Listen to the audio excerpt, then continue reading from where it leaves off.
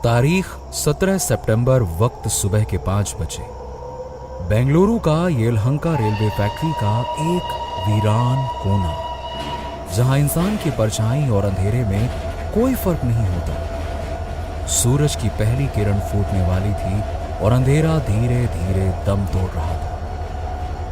पुष्पा पुष्पा पुष्पा पुष्पा पुष्पा पुष्पा पुष्पा पुष्पा। लगभग 50 साल का एक आदमी, जो कि रेलवे में एक मैकेनिक था, अपने कुछ औजारों के साथ उस यार्ड में आया। उसे एक पुरानी और जंग खाई हुई बोगी की मरम्मत करनी थी। वो बोगी के पिछले हिस्से पर टॉर्च की रोशनी मारता है। हाँ, बस ये आखिरी बोगी बची है। इसे ठीक करके सीधा 2 दिन की छुट्टी लूंगा। इस बार बीवी बच्चों के साथ कोयम्बटूर में खूब मजे करूंगा। अरे कितने दिनों से उनको घुमाया नहीं है। चलो देखें क्या है अपने पास। वो आदमी झोले से औजार निकाल बोगी की मरम्मत करने में जुट गया। हथौड़े की एक एक चोट उस वीराने में देर तक गूंजती रही, जैसे रात चीख चीख कर किसी का पता पूछ रही हो। ये सब कुछ देर तक चलता रहा कि तभी अचानक से उसके ठीक पीछे वाली बोगी अचानक से अपने आप हिल उठी। वो आदमी एकदम से चौंक उठा। हाँ, किसी ने इंजन तो स्टार्ट नहीं कर दिया। अरे पर इस वक्त यहां तो किसी की ड्यूटी भी नहीं थी। वो देखता हूं। उस शख्स ने झांक कर इधर उधर देखा। दूर दूर तक किसी का कोई नामो निशान नहीं था। एक पल के लिए उसे कुछ समझ नहीं आया कि आखिरकार ये अभी अभी हुआ क्या था। कुछ सेकंड्स आसपास देखकर वो वापस से अपने काम में जुट गया। लेकिन तभी अचानक से उस आदमी के ठीक पीछे वाली बोगी में एक बार फिर से हरकत हुई और उसे कुछ समझ नहीं आया कि आखिरकार ये सब हुआ क्या अचानक से। कौन है? कौन है? कौन उधर? कौन है? ये क्या चक्कर है? इंजन के अंदर तो कोई है भी नहीं। अरे तूफान भी आ जाए तो भी ट्रेन इतनी आसानी से हिल नहीं सकती। फिर आखिरकार ये इतनी ताकत है किसमें जो पूरी की पूरी बोगी को हिला दे? उस आदमी को वाकई में कुछ समझ नहीं आ रहा था। वो अपनी ही सोच में डूबा हुआ था। अचानक से ट्रेन के इंजन की हॉर्न की आवाज चीख। वो शख्स एक बार फिर से चौंक गया। ट्रेन के पहिए अचानक से आगे बढ़ने लगे और इससे पहले कि वो कुछ कर पाता, उसके ठीक पीछे वाली बोगी उसकी ओर तेजी से बढ़ती गई और उस आदमी के संभलने से पहले जैसे एक जोर से टक्कर मारी। ट्रेन की उन 2 बोगीज के बीच वो आदमी दब गया। खून के फव्वारों से जमीन सुर्ख लाल हो गई। उसे एक ऐसी दर्दनाक मौत मिली कि वो बेचारा ठीक से चीख भी ना सका। सूरज की रोशनी में खून से सनी बोगी चमचमा रही थी। 17 अक्टूबर रात के 3 बज रहे थे। बेंगलुरु के आसपास कहीं कर्नाटक एक्सप्रेस पटरी पर तेज रफ्तार से दौड़े जा रही थी। कर्नाटक एक्सप्रेस के 3rd AC कोच में बेहद हल्की रोशनी फैली हुई थी। ज्यादातर पैसेंजर सफेद चादर ओढ़कर वैसे तो सो रहे थे। बोगी के अंदर फैली हल्की हल्की रोशनी में रात थोड़ी सहमी हुई सी लग रही थी, जैसे उसे मालूम हो कि आज रात कुछ होने वाला है। उस कोच के बर्थ नंबर 44 पर रंगीन और चमचमाती साड़ी में एक औरत बैठी थी।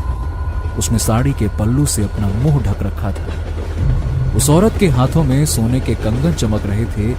उसके गले में चांदी की एक मोटी चेन लटक रही थी और देखने में ऐसा लग रहा था कि मानो वो कोई नई नवेली दुल्हन हो।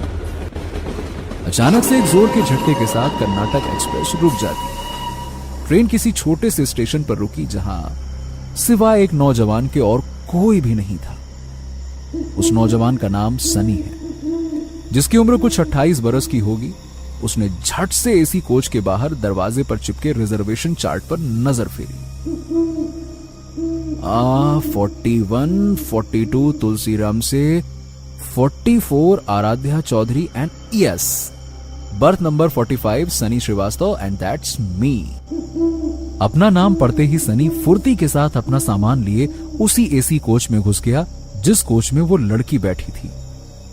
ट्रेन वापस से चल देती है। अंदर कोच में घुसते ही सनी के पसीने से लथपथ माथे पर एसी की ठंडी हवा टकराते ही उसके चेहरे पर सुकून छा जाता है। ओह चलो, इस गर्मी से कुछ तो राहत मिली। कमबख्त आज रात एक पत्ता तक नहीं हिला बाहर। उफ। सनी की नजरें अपने बर्थ को ढूंढने लगती हैं। Birth number 45, birth number 45। ये रहा। सनी को अपना बर्थ मिल गया, जो कि साइड अपर बर्थ थी। नीचे की बर्थ नंबर 44 पर वो औरत बैठी थी। सनी को अपना सामान बर्थ के नीचे रखना था। वो उस औरत से बेहद शालीनता के साथ कहता है, एक्सक्यूज मी मैडम, वो ऊपर वाली बर्थ मेरी है। आप जरा 1 मिनट के लिए पैर हटा लेती तो मैं अपना लगेज नीचे डाल देता। वो औरत खामोश रहती है। क्या नाम था? हाँ, आराध्या।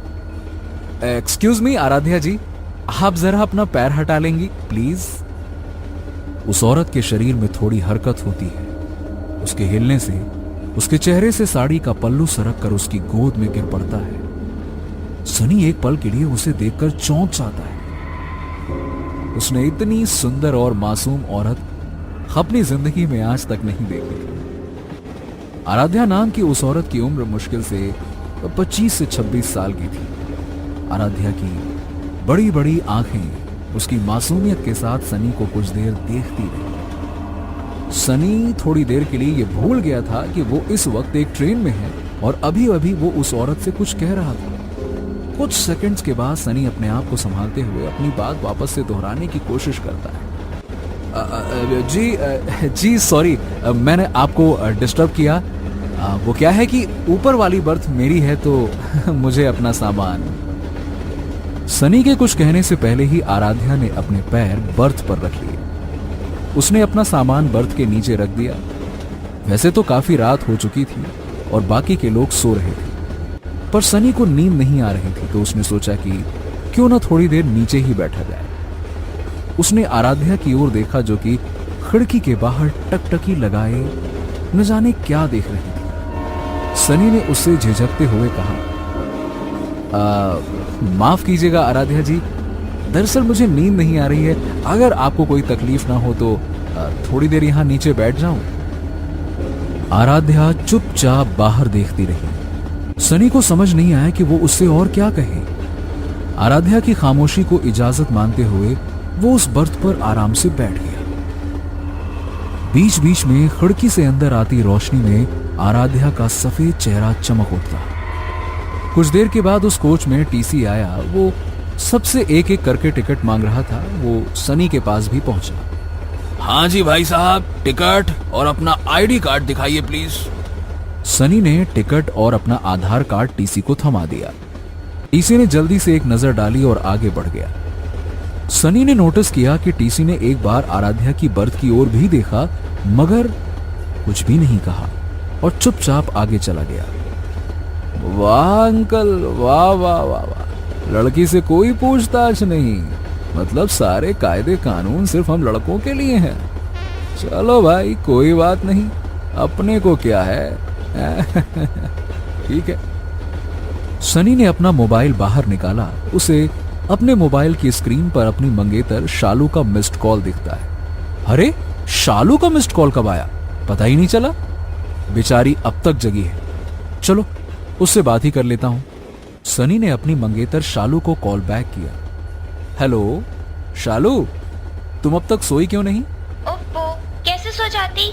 तुमने बताया ही नहीं कि तुम ठीक से पहुंचे हो कि नहीं। अरे बाबा, फोन नहीं किया तो क्या हो गया, कोई बच्चा थोड़ी हूं मैं। और क्या, बच्ची ही तो हो तुम। अच्छा सुनो, मम्मी पापा से ना अच्छे से मिलना। पापा थोड़े गुस्से वाले हैं तो थोड़ा एडजस्ट कर लेना, ठीक है? रिलैक्स यार, और ज्यादा से ज्यादा क्या होगा? अगर तुम्हारे पेरेंट्स नहीं भी माने तो भाग के शादी कर लेंगे, सिंपल ना, भाग के शादी कर लेंगे। सनी के मुंह से ये बात सुनते ही आराध्या की बड़ी बड़ी आंखें मानो और बड़ी हो गई हों। वो सनी की ओर मुंह करके उसकी बातें ध्यान से सुनने लगी। पता नहीं शालू, आज ना मैं इमेजिन करने की कोशिश कर रहा था कि शादी के जोड़े में तुम कैसी लगोगी। शादी का जोड़ा। जाने क्या बात थी कि सनी की ये बातें सुनकर आराध्या की आंखें भर आई। उसे ये सब सुना सुना सा पता नहीं क्यों लग रहा था। काजल से भीगी आंखों से आंसू की लंबी बूंद आराध्या के गले पर ढुलक गई। हालांकि उसके चेहरे पर कोई भाव नहीं थे, उसकी पलकें तक नहीं झपक रही थीं और सनी इन सबसे बेखबर शालू से बातें किए जा रहा था। हाँ सही है। खैर अच्छा सुनो, मैं बेंगलुरु पहुंच के फोन करूंगा, ठीक है ना। चलो चलो बस अब सो जाओ, वरना सुबह तुम्हें फिर से माइग्रेन हो जाएगा। चलो ओके, सो जाओ। ठीक है, तुम भी सो जाओ अब। रखती हूँ। Love you too, bye bye. Sunny ने फोन रख दिया और उसकी नजर आराध्या पर पड़ी, जो कि उसे लगातार घूर रही थी। काजल से घुलकर आंसू की एक लंबी बूंद उसके गले पर अभी भी चिपकी हुई थी। सनी ने मुस्कुराते हुए आराध्या से कहा, ओह माफ कीजिएगा अगर मेरी वजह से आपको परेशानी हुई हो। एक्चुअली क्या है ना कि असल में मेरी मंगेतर का फोन था। थोड़े टाइम के लिए भी कहीं चला जाता हूं ना तो बेचारी अपसेट हो जाती है। बाय द वे हम दोनों अगले ही महीने शादी करना चाहते हैं और मैं बेंगलुरु उसके पेरेंट्स के पास जा रहा हूं उसका हाथ मांगने। आई होप कि सब कुछ ठीक रहेगा। आराध्या चुपचाप टकटकी लगाकर बिना पलक झपकाए उसे देखती रही। एक पल के लिए सनी को लगा कि कहीं वो गूंगी तो नहीं, पर फिर सनी ने उससे बात करने की आखिरी कोशिश की। Just wish me luck. वैसे आप भी बेंगलुरु जा रही हैं? इससे पहले कि सनी कुछ और पूछ पाता, अचानक से ट्रेन एक सुरंग में घुस गई और ठीक उसी वक्त पूरी बोगी में फैली धीमी रोशनी फड़फड़ाकर बुझ गई। अंदर घुप अंधेरा छा गया। सुरंग छोटी थी, इसीलिए कुछ ही सेकंड्स के बाद में सुरंग के पार होते ही बोगी में फिर से नीली रोशनी अपने आप फैल गई। सनी को कुछ समझ नहीं आया कि अचानक से ये रोशनी कहां चली गई थी। पर ये क्या, उन कुछ सेकंड्स के भीतर ही आराध्या अपने बर्थ से गायब थी। सनी ने अपने बर्थ से बैठे बैठे ही बोगी के दोनों ओर झांक कर देखा, आराध्या कहीं नहीं थी। रोशनी मुश्किल से 5 से 10 सेकंड्स के लिए ही गायब थी, पर सनी को उसका यूं अचानक से गायब होना थोड़ा अजीब लगा। कमाल है, अभी अभी तो यहीं मेरे पास ही बैठी थी, इतनी जल्दी कहां चली गई? उस तरफ तो नहीं गई, पर अगर इस तरफ भी गई होती तो बाथरूम तक जाने में थोड़ा वक्त तो लगता, और वो भी इतने गुप्त अंधेरे में। कुछ तो गड़बड़ है, मैं दरवाजे की तरफ जाकर देखता हूं। सनी उठा और दरवाजे की ओर जाने लगा। बाथरूम के पास पहुंचकर सनी एक बार फिर से हैरान हो गया। हद है, ऐसा कैसे हो सकता है? दोनों बाथरूम का दरवाजा भी बाहर से बंद है, फिर वो अचानक से कहां गायब हो गई? ट्रेन ने अचानक से ब्रेक लगाई। सनी थोड़ा सा लड़खड़ाया। ट्रेन धीरे धीरे एक छोटे से स्टेशन पर रुक गई। सनी ने ट्रेन का दरवाजा खोला और बाहर की ओर झांका। बाहर बोर्ड पर स्टेशन का नाम लिखा था, येलहंका स्टेशन। है, इतनी बार सफर किया इस ट्रेन से, पर इस स्टेशन पर तो यह ट्रेन कभी नहीं रुकती थी।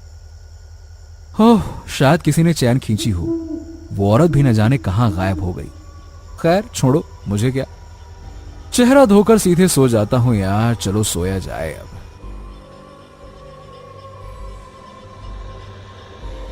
सनी ने बेसिन के ऊपर लगे आईने में अपना चेहरा देखा। उसने नल खोला और झुककर पानी के छींटे अपने चेहरे पर डालने लगा। जैसे ही सनी ने अपना चेहरा उठाया, उसे आईने में आराध्या का चेहरा नजर आया। सनी एकदम से घबरा गया क्योंकि उसके पीछे कोई भी नहीं था। फिर आईने में आराध्या का अक्स कैसे नजर आ सकता था? मगर फिर भी हिम्मत करके उसने पीछे मुड़कर देखा, जहां सिवाय लोहे की दीवार के कुछ भी नहीं था। डर के मारे सनी के हलक से एक भी शब्द बाहर नहीं निकल रहा था। आईने की तरफ उसने धीरे से पलटकर फिर से देखा और आईने में उसके चेहरे की बजाय आराध्या का चेहरा नजर आ रहा था। अचानक से आईना खुद ब खुद टूटकर चकनाचूर हो गया। टूटे आईने के हर एक टुकड़े में आराध्या का चेहरा नजर आ रहा था। सनी की आंखें जम गईं। उसकी नजर दरवाजे की ओर अपने आप मुड़ गई। सनी की आंखों से काले रंग की एक बूंद उसके गालों पर ढुलक गई, ठीक वैसे ही जैसे आराध्या की आंखों से काले रंग का आंसू निकला था। धीरे धीरे उसके कदम दरवाजे की ओर बढ़ने लगे बाहर की ओर। स्टेशन पर बाहर आराध्या खड़ी थी। आराध्या उसे लगातार घूर रही थी। सनी सम्मोहित होकर पूरी तरह से उसके वश में हो चुका था। आराध्या धीरे धीरे स्टेशन के बाहर जाने लगी। सनी भी उसके पीछे पीछे चुपचाप बिना कुछ कहे चलने लगा। ट्रेन ने जोर से हॉर्न बजाई और स्टेशन से धीरे धीरे विदा होने लगी। स्टेशन से सनी और आराध्या रात के अंधेरे में ओझल हो गए और प्लेटफॉर्म से कर्नाटका एक्सप्रेस। आराध्या किसी शिकारी शेरनी की तरह आगे आगे चली जा रही थी और सनी किसी पालतू हिरण के बच्चे की तरह बिना कुछ बोले उसके पीछे पीछे चलता जा रहा था। चारों ओर सिर्फ झींगुरों और सूखे पत्तों की आवाज हो रही थी। वो दोनों एक पुराने गेट से होते हुए एक बड़े यार्ड के अंदर पहुंचे, जहां पटरियों पर जंग लगे पुराने ट्रेनों की बोगियां खड़ी हुई थीं। उनमें से एक बोगी के सामने आराध्या अचानक से रुक गई और उसके पीछे सनी। एक जोर के झटके के साथ बोगी के दरवाजे का लॉक टूट गया और दरवाजा धीरे धीरे खुलने लगा। आराध्या बोगी के अंदर चली गई और उसके पीछे पीछे सनी। बोगी का दरवाजा वापस से एक जोर की आवाज के साथ बंद हो गया। सनी के अंदर जाने के अगले ही पल बोगी की लाइट जल उठी। कुछ देर तक खामोशी छाई रही और अचानक एक जोर की चीख के साथ सनी का कटा हुआ सर खिड़की पर जोर से टकराता है। खिड़की खून से सनकर लाल हो जाती है। उस यार्ड के मनहूस वीराने में रात एक और खौफनाक मौत की गवाह बन गई। ब्रेकिंग न्यूज, एक और बड़ी खबर आ रही है बेंगलुरु से, जहां येलहंका रेलवे फैक्ट्री में आज सुबह एक और खौफनाक कत्ल को अंजाम दिया गया। जी हां, ब्रेकिंग न्यूज, लगातार चौथी दर्दनाक मौत। हाँ बोल दीप्ति। जल्दी से ऑफिस आ जा, बॉस ने इमरजेंसी मीटिंग बुलाई है। अमेरिकन क्लाइंट है, ऑनलाइन प्रेजेंटेशन है and they need the best coder, जो कि तू है। तो बस जल्दी से आ जा यहाँ। दीप्ति, बॉस को बोल दे मैं नहीं आ सकती। अमेरिका से बड़ी इमरजेंसी यहाँ लगी है। कल मिलती हूँ। अरे लेकिन देविका। देविका हेगड़े, उम्र 26 साल, बेंगलुरु की एक बड़ी आईटी कंपनी की एक सुपर ब्रिलियंट कोडर, स्वभाव से झक्की और तेवर की गरम। ये देविका के व्यक्तित्व का वो सच है जिसे दुनिया जानती है, लेकिन देविका का एक दूसरा सच भी है जिसे सिर्फ वही जानती है, और वो है कि देविका को स्कूल में ही सुपर नेचुरल सब्जेक्ट्स में इंटरेस्ट आने लगे थे। कॉलेज आते आते वो इलेक्ट्रॉनिक्स फ्रीक हो गई थी और साथ में एक कंप्यूटर कोडर भी, लेकिन समय के साथ सुपर नेचुरल सब्जेक्ट्स में उसकी दिलचस्पी धीरे धीरे करके और भी बढ़ती गई। उसने इंटरनेट पर भी दुनिया के तमाम घोस्ट हंटर्स यानी कि आत्माओं को खोजने वाले लोगों पर कई साल रिसर्च किया और खुद से कई सारे इलेक्ट्रॉनिक गैजेट्स एंड मशीन्स बनाए। इन गैजेट्स एंड मशीन्स की मदद से वो आत्माओं का पता भी लगा सकती है और उन्हें कैद भी कर सकती है। देविका को पूरा यकीन था कि उस रेलवे यार्ड में किसी न किसी की आत्मा तो मौजूद है और उसी ने ये सारे के सारे खून किए हैं। देविका बाइक पर लगे मोबाइल को ट्रैक कर लोकेशन के पास पहुंची। लोकेशन एक गेट के अंदर था, पर गेट पर एक बड़ा सा ताला लटका था, यानी कि सील्ड था। लोकेशन तो यही है, मुझे अंदर चुपके से जाना होगा, लेकिन गेट तो लॉक है। ताला तोड़ा तो किसी को शक हो जाएगा। अंदर जाने का कोई दूसरा रास्ता जरूर होगा। देविका ने अपने बुलेट को थोड़ी दूरी पे पार्क किया और एक दीवार के करीब पहुंची। उसने देखा कि थोड़ी दूरी पे दीवार का एक हिस्सा टूटा हुआ है। देविका उस टूटे हिस्से से गुजरकर बड़े आराम से कैंपस के अंदर आ गई। देविका ने चारों ओर नजर घुमाई। सूरज ढल चुका था और अंधेरा धीरे धीरे दबे पांव फैल रहा था। देविका ने अपने बैग से कुछ गैजेट्स निकाले। उसने एक ईएमएफ मीटर को घड़ी की तरह अपने कलाई पर बांध दिया। जब क्या होता था कि कोई आत्मा आसपास मौजूद हो तो ईएमएफ मीटर की लाइट जल उठती थी। देविका ने ईएमएफ मीटर ऑन किया और आसपास इधर उधर चलने लगी। अगर उस आत्मा ने वाकई में 4 खून किए हैं तो पीली की जगह लाल बत्ती जलनी चाहिए, और अगर लाल बत्ती जली तो इसका मतलब होगा कि मेरा सामना एक बहुत जिद्दी और गुस्सैल आत्मा से होने वाला है। देविका कुछ देर इधर उधर घूमती रही, पर किसी भी मशीन में कोई भी हरकत नहीं हुई। लेकिन उसी वक्त देविका की नजर उस बोगी पर पड़ी जहां आज सुबह सनी की मौत हुई थी। उस जगह को पीली पट्टियों से घेर दिया गया था। देविका ने देखा कि इस वीराने में आसपास कोई नहीं है। देविका क्राइम सीन पर पहुंचती है। उसने अपने 2-3 मशीन्स और भी ऑन किए। 1 घंटे से ऊपर हो चुका है, किसी का कुछ पता नहीं। कहीं ऐसा तो नहीं कि सारे खून किसी आत्मा ने नहीं बल्कि किसी इंसान ने किए हो। पर मेरा दिल कह रहा है यहाँ कुछ तो है, थोड़ी देर और देखती हूँ।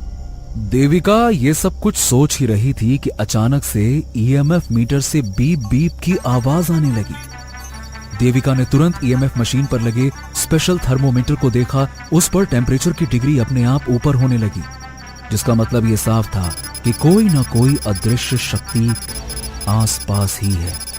देविका का अंदेशा बिल्कुल सही था।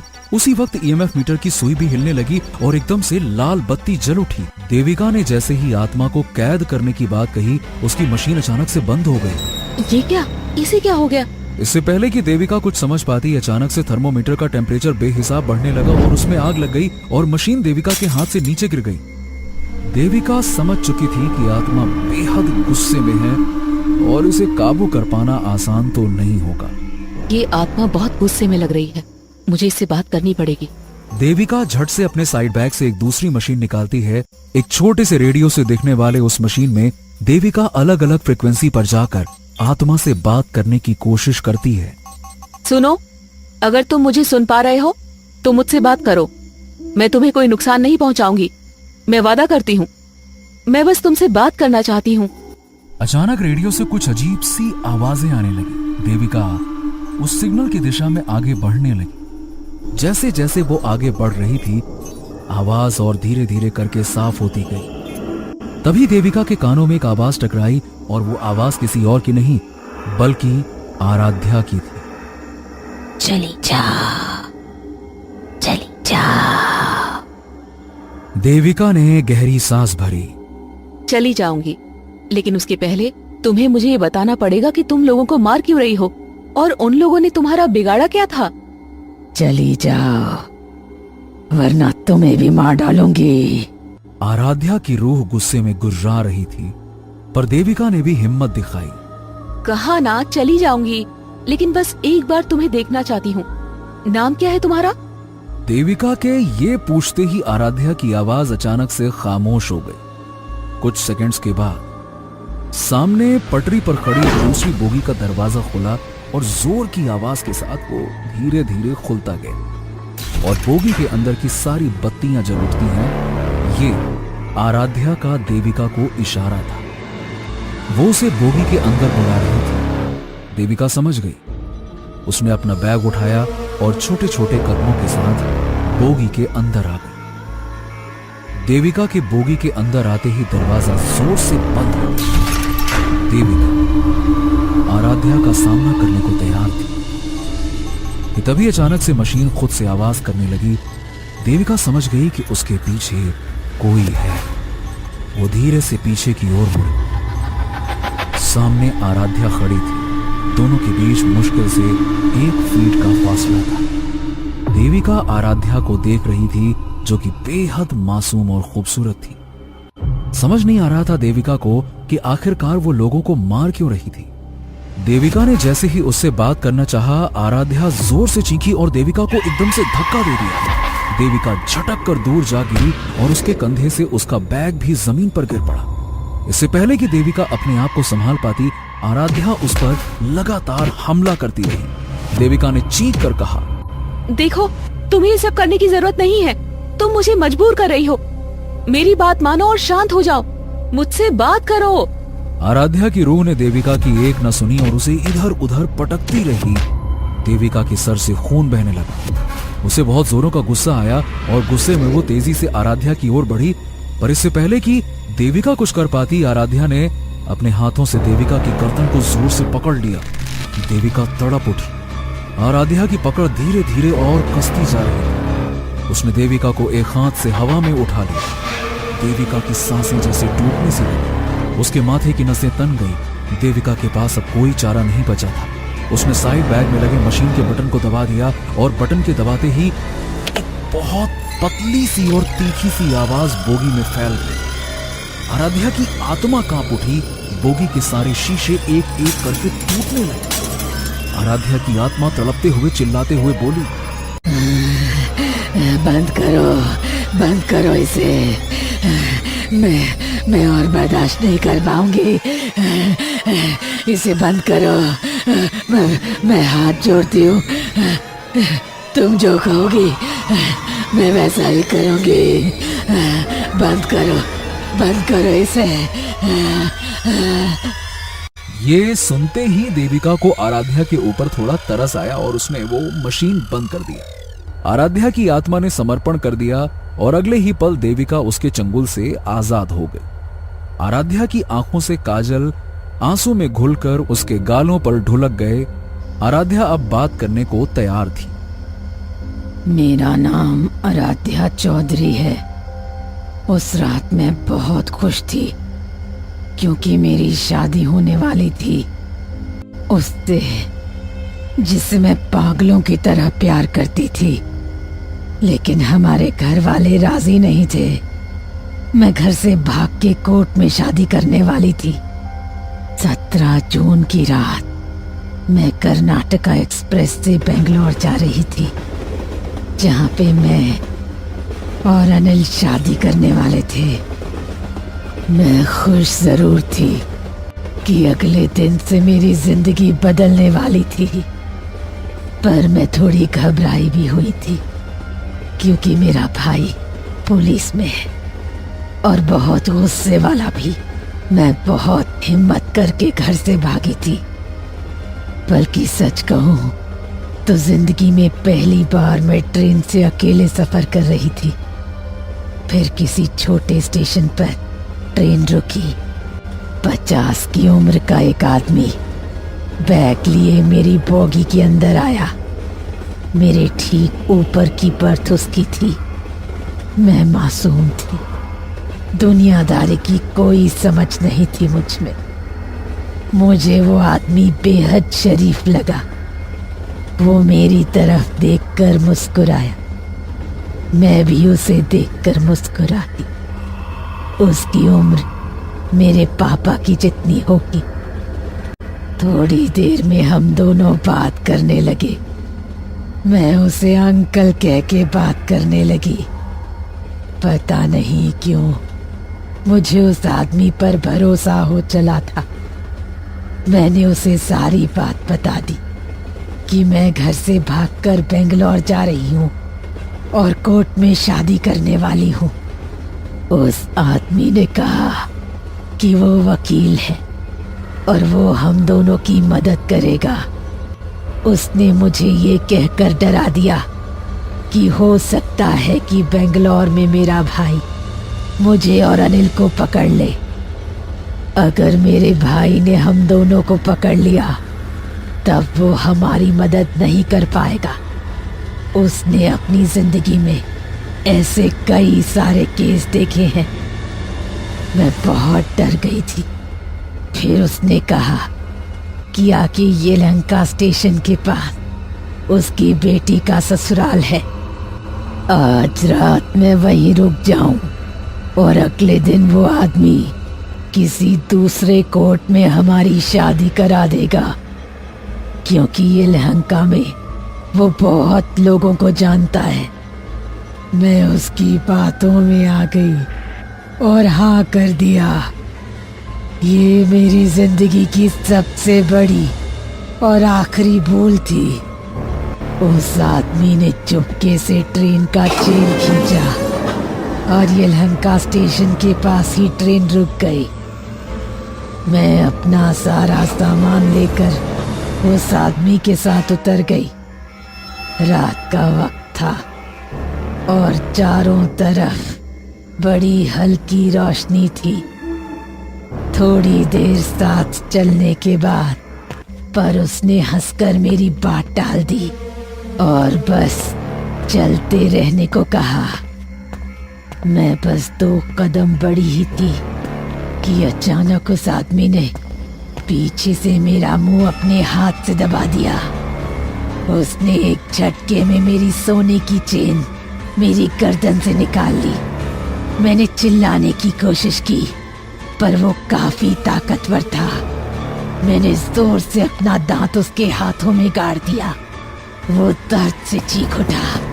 मैंने भागने की कोशिश की, पर उससे तेज नहीं भाग पाई। उस आदमी ने मुझे फिर से पकड़ लिया। मैं डर के मारे जोर जोर से चीखने लगी। उस आदमी को गुस्सा आया और वो मेरा गला दबाने लगा। मेरा दम घुटने लगा। कुछ सेकंड के अंदर मेरी मौत हो गई। कहाँ अगले दिन मैं दुल्हन बनने वाली थी और कहाँ मेरे सामने मेरी ही लाश पड़ी हुई थी।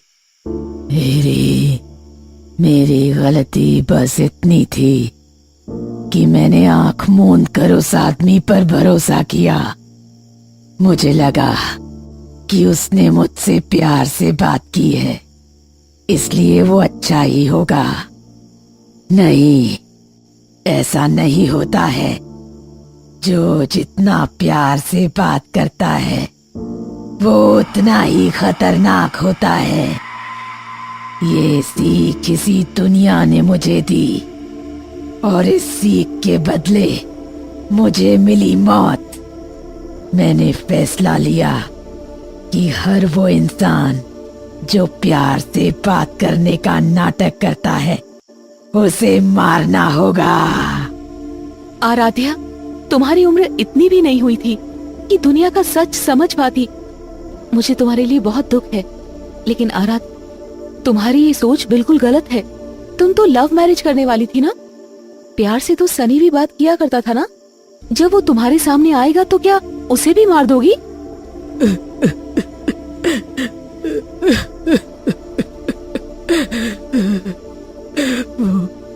वो बेचारा अनिल, मैं जानती हूँ कि अनिल आज भी मेरा इंतजार कर रहा होगा। महीने की हर 17 तारीख को मैं इसी कर्नाटका एक्सप्रेस पर चढ़ती हूँ कि बेंगलोर पहुंचकर अनिल से मिलूंगी, पर ऐसा कभी नहीं हो सकेगा। काश मैं जानती हूँ कि अनिल आज भी मेरा इंतजार कर रहा होगा। महीने की हर 17 तारीख को मैं इसी कर्नाटका एक्सप्रेस पर चढ़ती हूँ कि बेंगलोर पहुंचकर अनिल से मिलूंगी, पर ऐसा कभी नहीं हो सकेगा। काश मैं उसे बोल पाती कि मेरा इंतजार ना करे।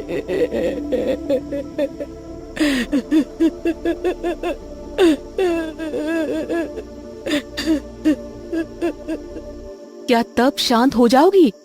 लोगों को मारना बंद कर दोगी?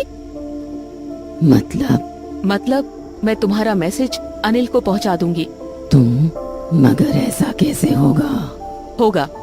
इस मशीन में तुम्हारी आवाज रिकॉर्ड हो जाएगी, फिर तुम्हारा मैसेज अनिल को दे दूंगी। It's my promise. लेकिन तुम्हें वादा करना होगा कि तुम अब किसी को नहीं मारोगी। वादा करती हूँ। अनिल, तुमसे जीते जी मोहब्बत की थी और मरने के बाद भी करती हूँ, लेकिन मैं हमेशा हमेशा के लिए जा चुकी हूँ। मुझे मुक्ति चाहिए और तुम्हारा इंतजार मेरी भटकती आत्मा को ये दुनिया छोड़ने नहीं देगा। अनिल, प्लीज इसे मेरी आखिरी ख्वाहिश समझना।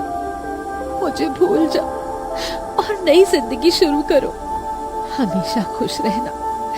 तुम्हारी आराध्या। आराध्या की आत्मा अब मुक्त हो गई।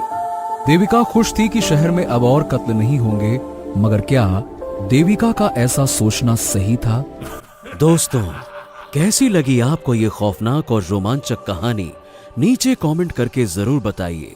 और अगर आपको ये कहानी पसंद आई तो लाइक, शेयर और भूतनाशक पार्टी को सब्सक्राइब करना ना भूलें। हर शुक्रवार हम लाएंगे एक नई हॉरर स्टोरी, तो तुरंत बेल आइकन को दबा दें ताकि ऐसी ही हैरत अंगेज कहानी आपसे कभी छूट ना जाए, क्योंकि डरोगे तभी तो आगे बढ़ोगे।